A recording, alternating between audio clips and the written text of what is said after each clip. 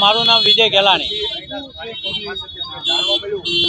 અહીંયા સસ્તા અનાજની દુકાન ઉપર અમે લોકોએ રેડ પાડેલી। આજથી 4-5 દિવસ પહેલા રેડ પાડ્યા પછી અહીંયા ઘણું બધું અનાજ એવું હતું જે એ લોકો ચોરી કરતા હતા અને ચોરી કરી અને બાર વેચી નાખતા હતા। તો એમાં અમે અધિકારીઓને જાણ કરી અને અધિકારીઓ અહીંયા આવ્યા પછી એને એવી જે સખ્ત કાર્યવાહી કરવામાં આવી નથી અને દુકાનને ખુલ્લી રાખવામાં આવી। અધિકારીઓએ અમે રેડ પાડ્યા પછી બીજો દિવસ પણ આ દુકાન ખુલ્લી હતી અને ત્રીજા દિવસે એને સીલ મારવામાં આવ્યું હતું। તો અધિકારીઓની પણ આની અંદર મિલીભગત છે। તો અમારું કહેવું છે કે આ દુકાનના જે સંચાલકો છે એ સંચાલકોનું લાયસન્સ રદ કરવામાં આવે અને નવા કોઈ સારા વ્યક્તિને આનું લાયસન્સ આપવામાં આવે।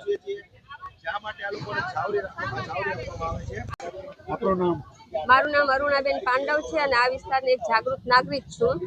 આ દુકાન કરીબન 12 તારીખ આજુબાજુ અમને લોકોની ઘણી બધી ફરિયાદો મળેલી હતી કે આ વિસ્તારમાં અનાજ અમને પૂરતું આપવામાં આવતું નથી। એ માટે અમે અહીં તપાસ કરેલી તો બપોરના સમયે ગોડાઉનમાં ખૂબ જ મોટા પાયે જથ્થો અનાજનો હતો અને બપોરના સમયે એ લોકોના પ્રાઇવેટ વાહનમાં એ જથ્થો અન્ય જગ્યાએ ખસેડવામાં આવી રહ્યો હતો।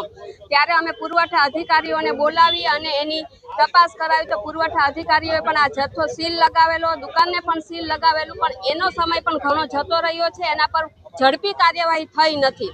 તો આજે અમે પુરવઠા અધિકારીને પણ એટલું કહેવા માંગીએ છીએ કે આના પર ખૂબ જ ઝડપી કાર્યવાહી કરવામાં આવે। જે જથ્થાને સીલ મારેલું છે આ જથ્થો ખરેખર ગરીબ જનતાને પહોંચાડવા માટે છે, એમને અનાજ પહોંચાડવામાં આવે અને આવા લોકો જે અવારનવાર આવું બારોબાર અનાજનું વેચાણ કરે છે એવા લોકોનું લાયસન્સ રદ કરીને અન્ય લોકોને લાયસન્સ આપવું જોઈએ।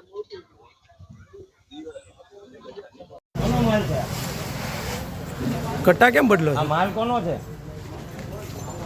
કોનો માલ છે? ઓલા પણ ફોન કરી દો તો।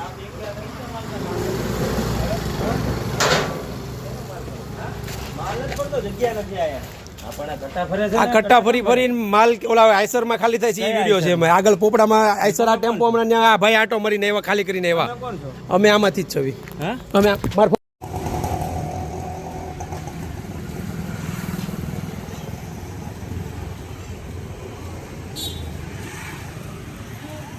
અમે કોણ બોલશે?